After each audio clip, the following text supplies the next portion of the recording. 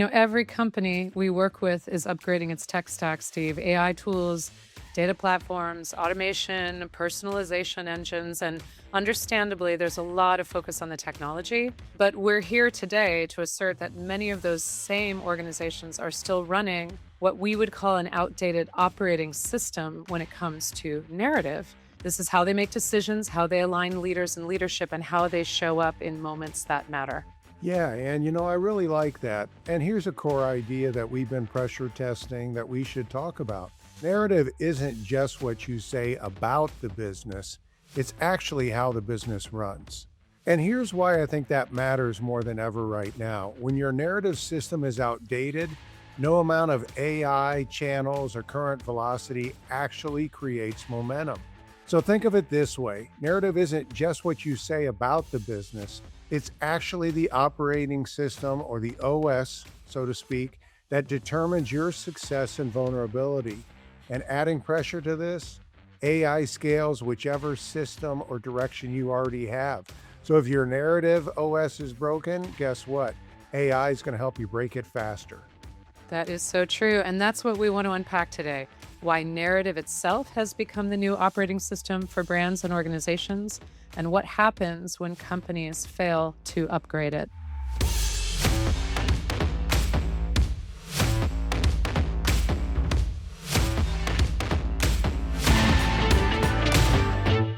Welcome, everyone, to the latest episode of Building Brand Gravity. I'm Steve Halsey. And I'm Ann Green. And in this era of AI acceleration, channel fragmentation, and seemingly constant crisis, brands don't fail because they lack tools. They fail because their narrative systems are outdated. And to further ground our discussion, when we say narrative as an operating system, we don't mean a tagline or a campaign. We mean the shared logic that governs how leaders interpret complexity, make decisions, deploy technology, and show up under pressure. It's that invisible system running in the background of an organization. I love that idea of an invisible system. We're going to use a lot of different metaphors today to try to unpack that. And on today's episode of Building Brand Gravity, we're sticking to just Steve and me. No outside guests today, Steve, because we wanted to devote time to exploring why narrative, in our assertion, has become the new operating system for brands and organizations. And Steve, I think the first thing we need to do is define our terms, make this concept tangible and not just theoretical. And I know you've been thinking about this a lot. In fact, this was one of your 2026 predictions, which are all on record, by the way, for our listeners on the first podcast of season 4 back in January. So, do you want to kick us off here? What do you mean when you say narrative is an operating system? Yeah, so when we talk about narrative as an operating system, the real question is, what does that actually govern day to day inside an organization?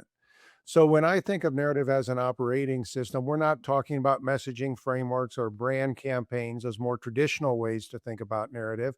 We're talking about the shared logic and meaning that basically governs how leaders interpret complexity, make trade offs, deploy technology, and really decide how to show up under pressure. And it's bigger than just messaging, and it becomes an organization's de facto DNA.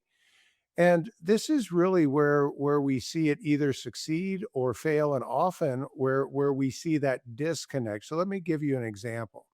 So if you have a healthcare company that sets a strategy around patient first innovation powered by AI, everybody's going to sign off on that direction and going to be really excited about it.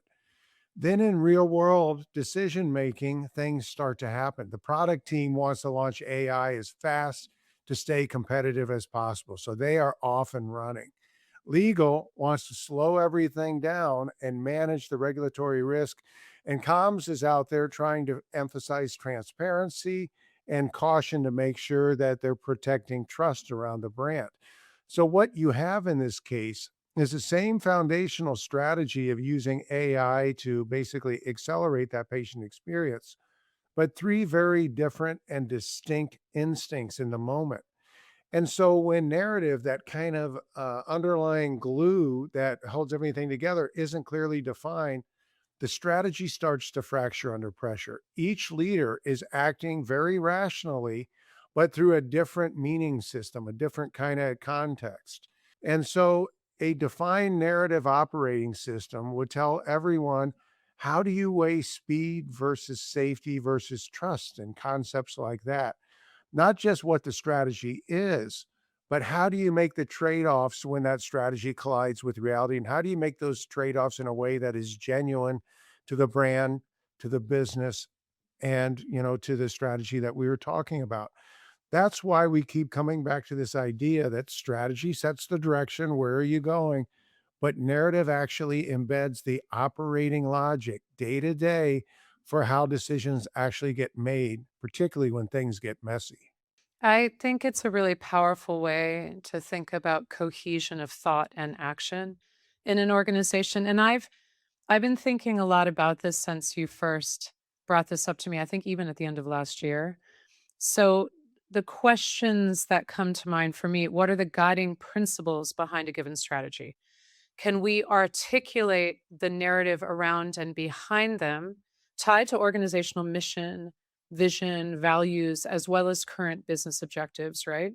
Does this all hang together, executive to executive, no matter what their functional area may be?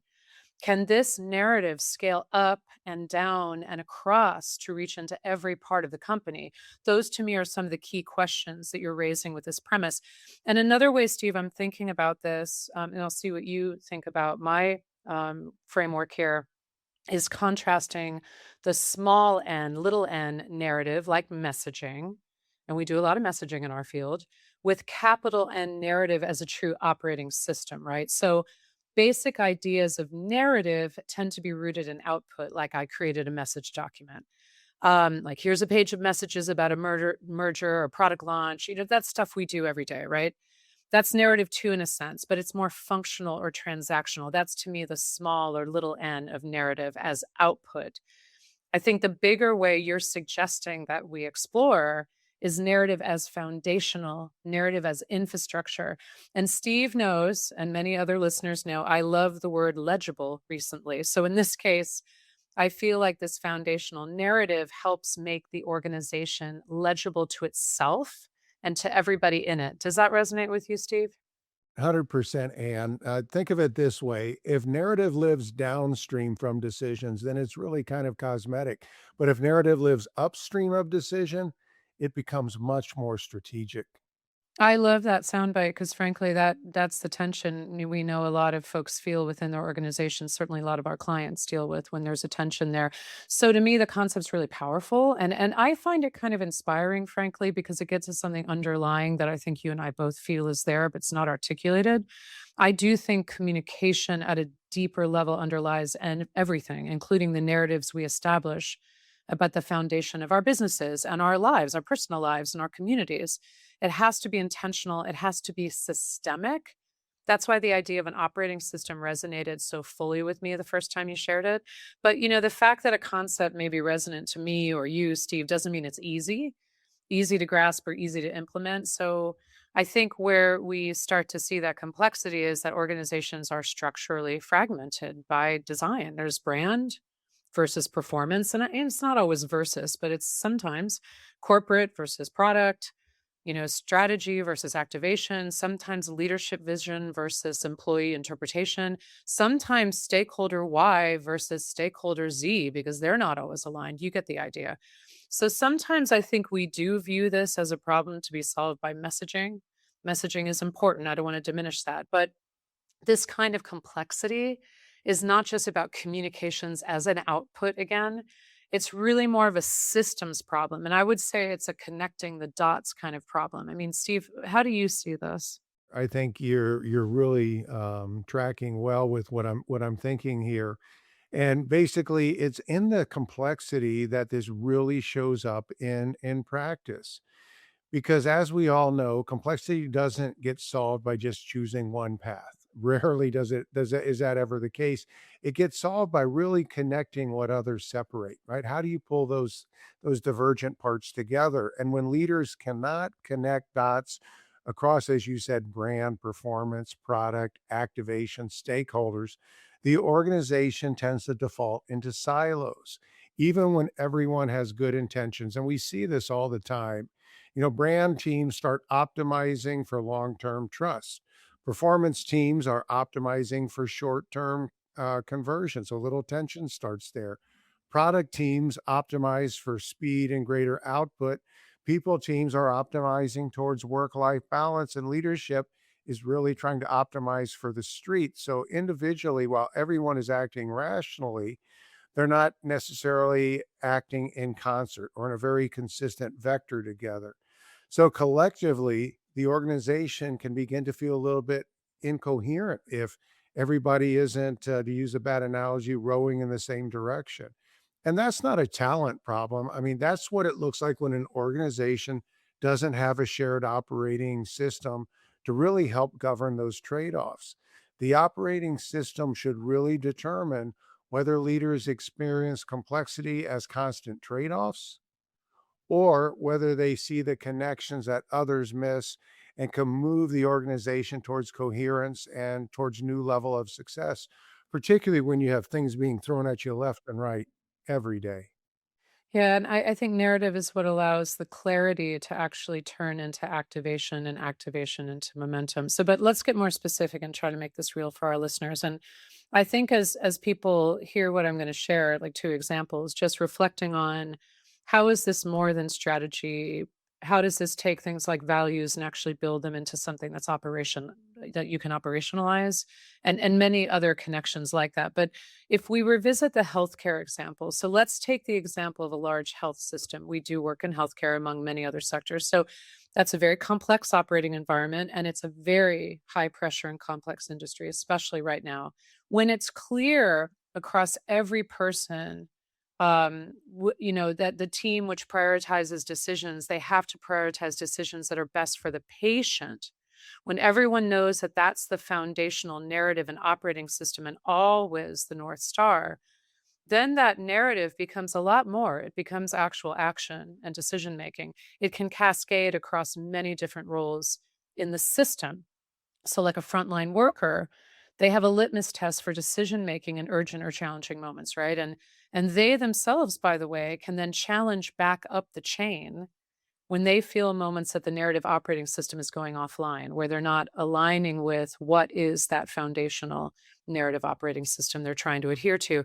Another case that came to mind as I thought about this is a hard one in the airline industry for United Airlines, which has really done a lot of good work around this. But years ago, you may remember there was a really disturbing incident of a passenger that was dragged off of a plane while they were sitting at the gate. And there was a lot to that story. And if people don't remember, you can Google it and read about it. But there was a lot involved there with individuals following the book at the time, sort of the letter of what supposedly was procedure. But when you zoom out, and I give United a lot of credit for recognizing this, that action was so unfortunate, but was really deeply out of alignment with the narrative operating system and the core values. And by the way, I do not see those as one to one, but they're deeply aligned of the organization. And it underscored work that they needed to do to reinforce that operating system, the narrative, what we stand for, how the values are brought to life minute by minute, day by day, and also to explore the systemic issues that broke it in that, broke that narrative cohesion in the moment. And ultimately, this led to a lot more empowerment for their frontline staff, both on and off the planes, to make decisions that supported passenger safety and the experience. I fly them all the time, as I know you often do too. And I think it's been really material, the changes there. So that's some storytelling about how hard it is on its own. But now, Steve, we've got to add another layer here, which is we got to bring AI into the mix. Of course. So, right? Of You got to course. bring AI. Can't have a So, podcast without AI. no, really, it wouldn't be building brand gravity these days without us talking about AI for at least a short time. Everyone knows. But, if we look at the challenges and opportunities of AI, and I think they're both, AI increases speed, it increases volume of everything, literally everything coming at you in the organization. And it increases something you said earlier, which is the surface area of risk. There's just a lot more risk. So, I'm going to turn this over to you, Steve. How does AI further complicate this picture? Well, I think you're absolutely right, and AI does increase speed, volume, and risk. which is why we keep coming back to this concept we've been talking about. AI doesn't replace narrative, but it exposes whether you have one and whether it's a right one, honestly. When narrative isn't clearly defined, AI can very quickly become a liability because it ends up becoming the de facto substitute for leadership clarity. And you really don't want that, but you see it in a few predictable ways. When the narrative operating system is weak, AI kind of accelerates the inconsistency. You see the scaling of confusion, misalignment, because every team basically is prompting from a different point of view for what the brand is trying to be. And the results take it in very different direction. But when the narrative operating system is really strong, AI does the opposite. If you can really focus it, it can reinforce strategic coherence. It can become leverage instead of noise because everybody is operating from the same meaning system, the same approach. And we're seeing leadership teams roll out AI co-pilots for content, for sales, for comms. And then suddenly the brand sounds like it's coming from five different companies, depending upon who's prompted what in the tool. Now, when I see issues like that, the issue isn't AI. The issue is that the organization has never really aligned around that narrative operating system or put the guardrails in to ensure that the AI is reflecting the DNA of that corporation.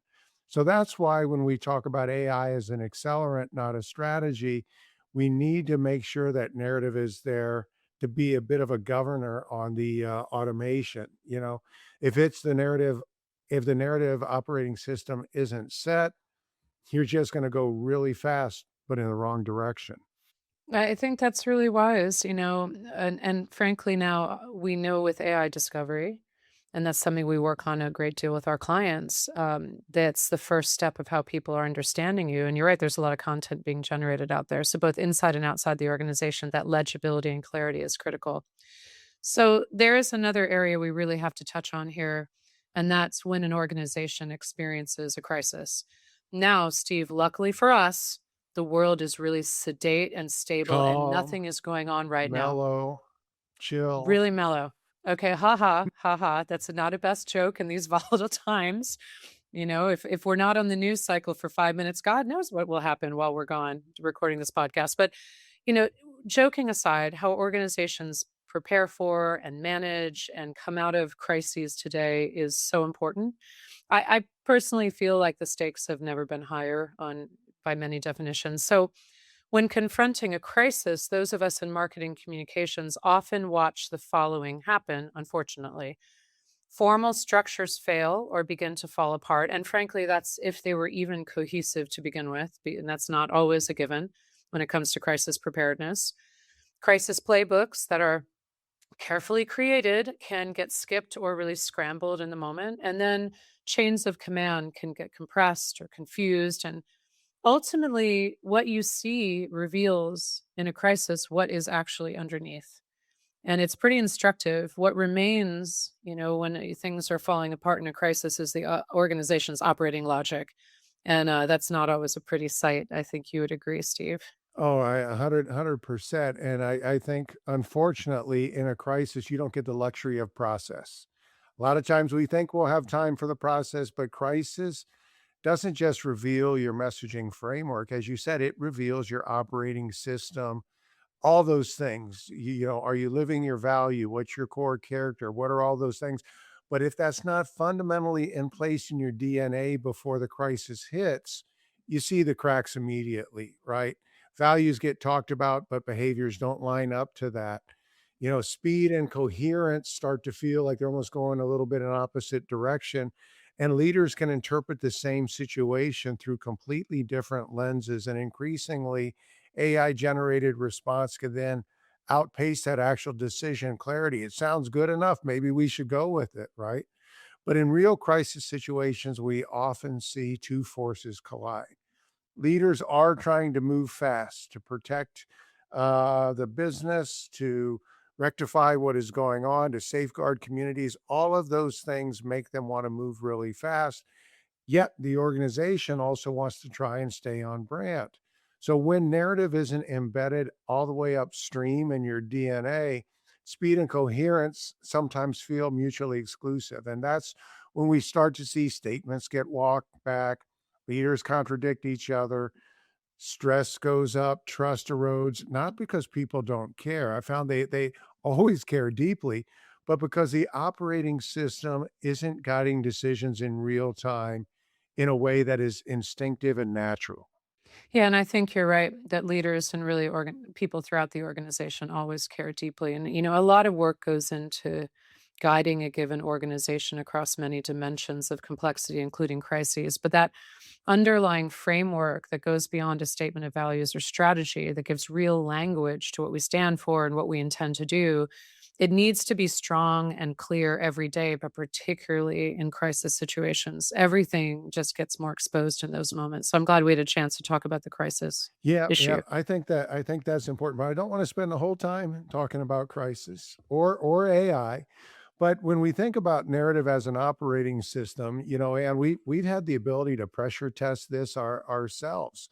Across our two go-to-market agencies, GNS Business Communications and Morgan Myers, we operate across a lot of different markets. We have a lot of different disciplines. Our clients have a lot of different go-to-market models. So you really can't rely on org charts to create coherence, especially as you grow. I mean, you really need to have a shared operating logic. So as we've grown and developed and matured over time, we felt some of the same tensions that our clients feel. Different teams operating for different outcomes, different markets pulling in different directions, different disciplines interpreting what matters most in their own way. None of it was wrong. It's just a part of that process of evolution. And so that forced us to really step back and reestablish our own narrative as an operating system, and not just from refreshed positioning or things like that, but to really rethink about how our structure actually supports clarity, activation, and momentum. Because we realize that structure follows that core operating system narrative, not the other way around. And our narrative operating system also determines how teams collaborate, how decision rights work, how workflows go across discipline, where AI should be used as an accelerant versus where human judgment still has to lead.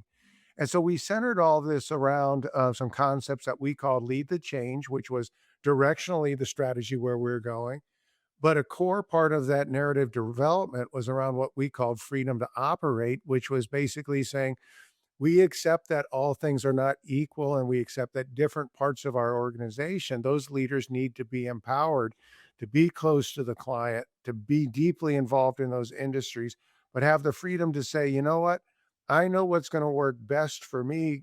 Give me the freedom to operate in that way. And what I think was fascinating, and I appreciate you kind of your thought on this.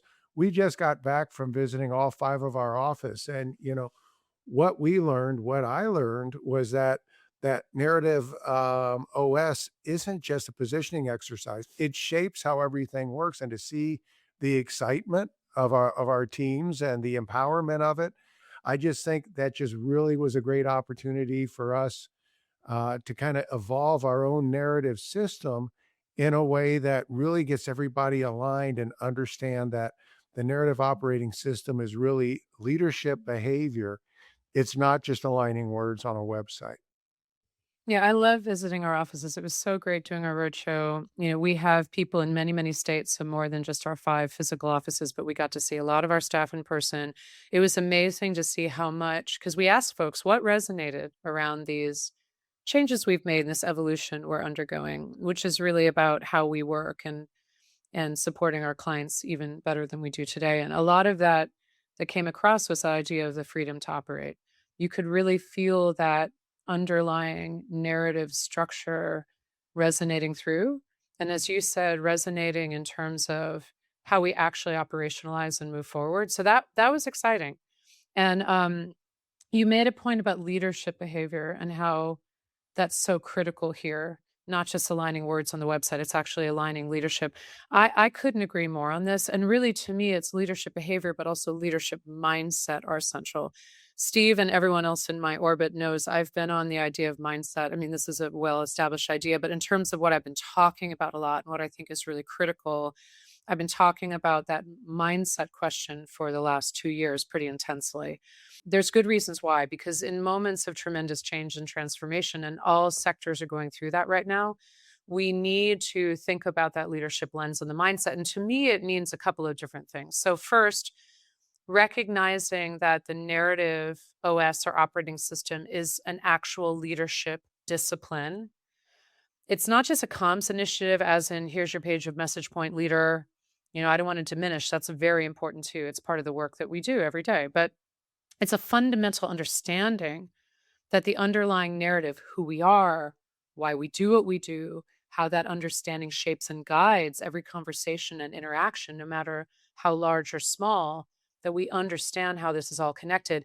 And, I was really reminded of this Friday. We're recording this at a time where there's been a lot of exciting weather going on around the Midwest and the East Coast. And I had the chance to spend about 13 hours commuting through the 3 different airports last Friday and had a bunch of delays, and coming from Chicago to Newark on United again.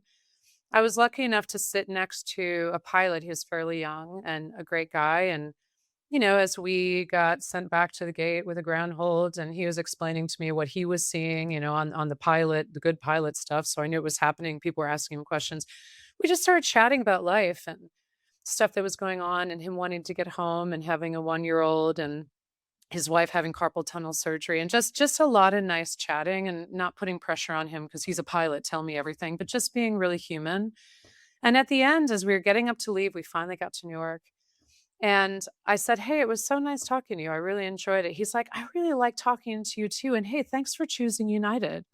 And I Wow. was so Wow. taken, it so caught me up in that moment because that's their tagline, right? That's what they would hope in their prayers and leadership that every employee would say. And he did it so spontaneously and so naturally that my reaction was pure delight and surprise and just like, yes, of course. Like, this is great. You're great. It's all great. Even though I had literally, Steve, been through hours and hours of delays.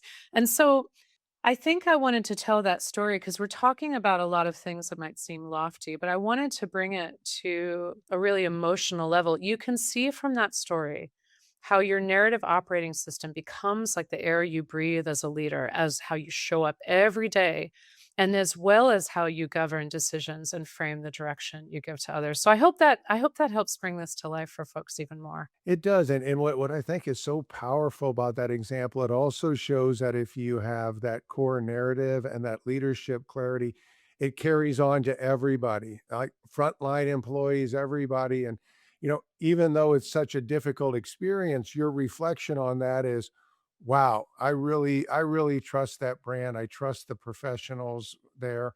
It's just really, really powerful.